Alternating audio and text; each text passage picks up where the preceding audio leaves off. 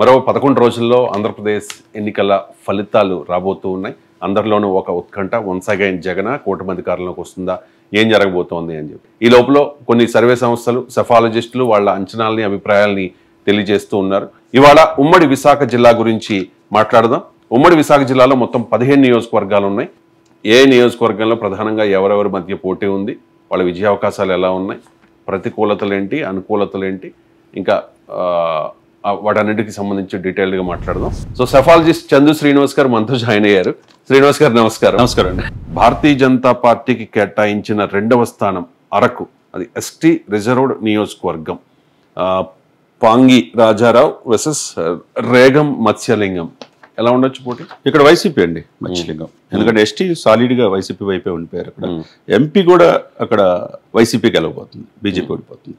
ఇక్కడ అనుకోకుండా MLA, MP 2 స్థానాలు బీజేపీ పోటీ చేస్తుంది.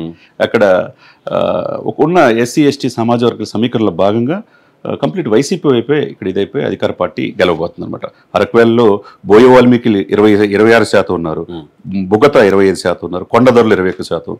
ఇట్లా ఈ సమీకరణలో భాగంగా ఎస్టీ ఆ తెగలు అన్నీ కూడా వైసీపీకి అనుకూలంగా చేయటం వల్ల వైసీపీ అభ్యర్థి ఇక్కడ గెలవబోతున్నారు. రైట్. అంటే ఎస్సీ ఎస్టీ రిజర్వ్డ్ నియోజకవర్గాల్లో చాలా నియోజకవర్గాల్లో సాలిడ్గా వైసీపీకి ఎక్కువ ఛాన్సెస్ ఉన్నాయి కదా. ఉందండి. అంటే వాళ్ళందరూ ఆ వర్గాలన్నీ కూడా జగన్ వెంట నిలబడ్డారు. సో మీరు చెప్పినట్టుగానే ఉంది ఈ సర్వేలు.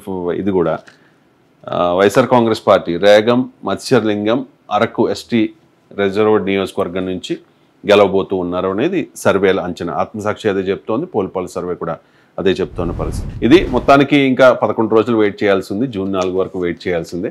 ఇది మాత్రం ఒక అంచనా మాత్రమే. వివిధ సర్వే సంస్థలు ఇచ్చిన రిపోర్ట్స్ని బేస్ చేసుకుని చేసిన రిజల్ట్స్ అనాలిసిస్ ఇది.